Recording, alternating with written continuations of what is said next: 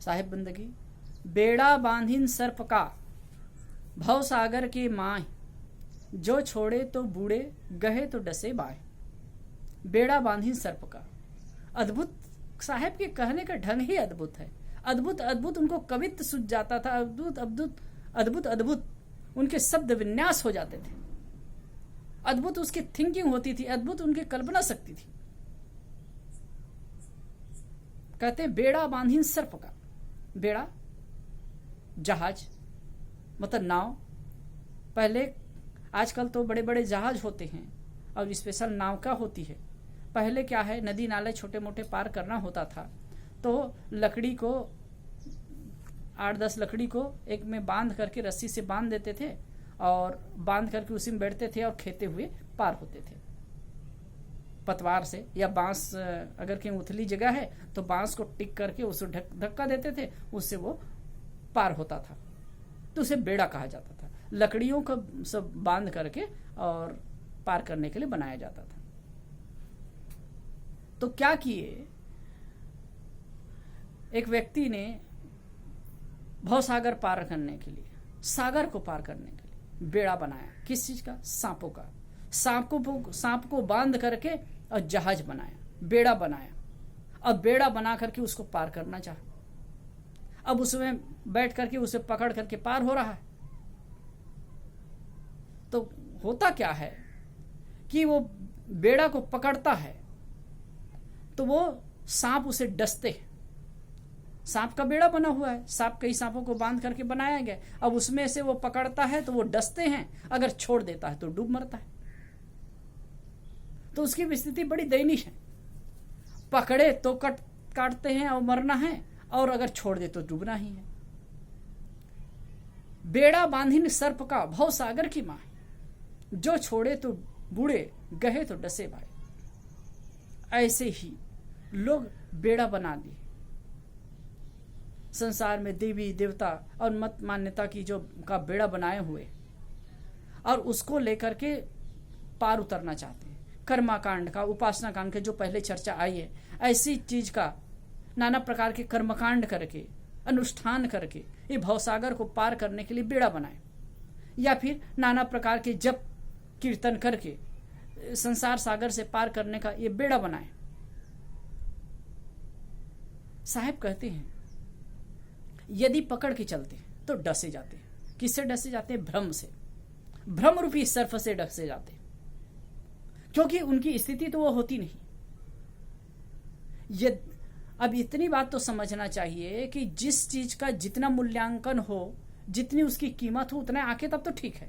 अब उससे कहीं ज्यादा आंक दे तो, अब कहीं कहीं पर लिखा है कि अमुक मंत्र के जप करने से, जैसे गायत्री मंत्र के जप करने से, गायत्री मंत्र के जप करने से के बेल पैर के नीचे करने से राज्य की प्राप्ति हो जाएगी। तो फिर कितने वो ज्ञानी हो जाएगा। और अनेक प्रकार की अब जो मन की कल्पना मतलब है, जो मान्यता है वो पूरी हो जाएगी, महात्मा की जो आकांक्षा है मन की वो पूरी हो जाएगी। अब अनेक प्रकार से उल जलूल मंत्र है, उसके जाप करने से ये हो जाएगा, वो हो जाएगा, ये वाली बात बताई। तो ये भ्रम ही तो है। साहब कहते हैं अगर पकड़ करके भवसागर पकड़ पार होने के लिए इन भ्रम मान्यताओं की बातों को पकड़ लिया और पकड़ करके वो पार होना चाहता है, अब पकड़ा है तो भ्रम से डसा जाता है। अगर छोड़ दे, अगर सही ज्ञान नहीं हुआ है और छोड़ दे तो डूब मरता है। भवसागर में डूबना तय है। थोड़ा बहुत अनुष्ठान वगैरह, कुछ अनुष्ठान पूजा वगैरह करता है, मूर्ति पूजा जो भी करता है, लेकिन जब तक यथार्थ बोध नहीं है तो भ्रम अंधविश्वास में पड़ा हुआ है, भ्रम से उलझ रहा है वो। अब अगर छोड़ देता है और सही चीज को नहीं पकड़ पाया तब उसकी क्या दशा होगी? डूबना तय है। वही सांसारिकता में, संसार के लोभ मोह राग रंग में डूब जाएगा, राग द्वेष आशा तृष्णा में डूबेगा। और अगर पकड़ा रहता है तो भ्रम अंधविश्वास में पड़ करके अपने आप का को भूलेगा। वो भ्रम रूपी सर्फ से डसा जाकर के वो अपने तथ्य तक नहीं पहुंचता है, अपने सत्य को नहीं जान पाता है, सत्य बोध नहीं हो पाता है। इसलिए साहब कह रहे हैं कि भाई जब तक तथ्य बोध ना हो तब तक के चलना चाहिए।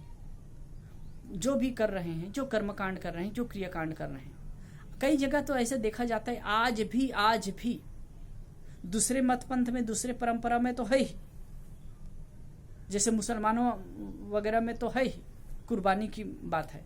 भारतीय परंपरा में भी, हिंदू परंपरा में भी है, कई जगह है कि पशु बलि मारते हैं एक मनोकामना पूरी के लिए, स्वर्ग जाने के लिए। ये कहाँ के तमाशा है?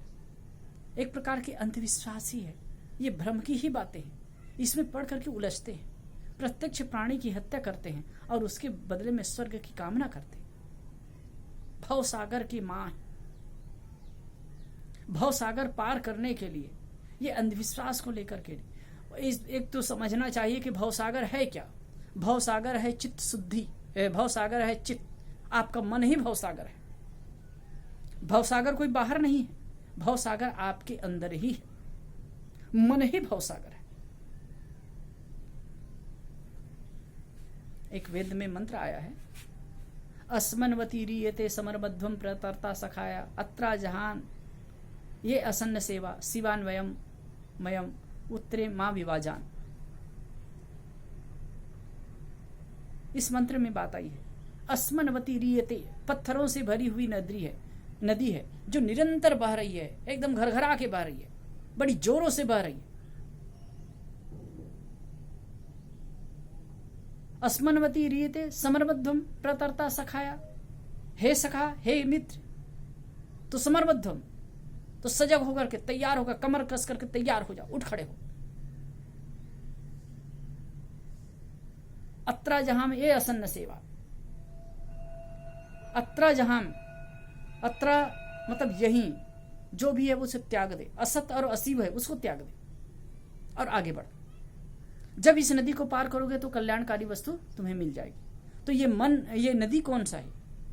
ये मन ही नदी है। मन रूपी नदी को ही पार करना है।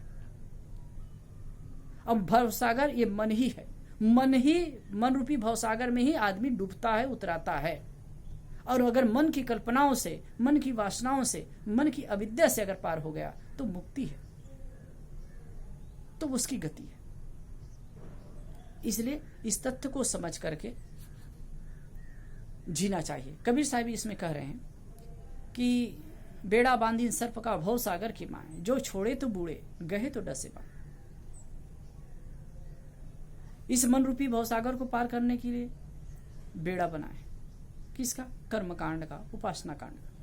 लेकिन वो भ्रमपूर्ण होने से, अगर कहीं उसको पकड़े रहते हैं तो भ्रम से पिसते हैं, अगर छोड़ देते हैं तो एक तो इस सामान्य आधार लेकर के चल रहे थे उसको छोड़ देते हैं तो सांसारिकता में डूबते हैं।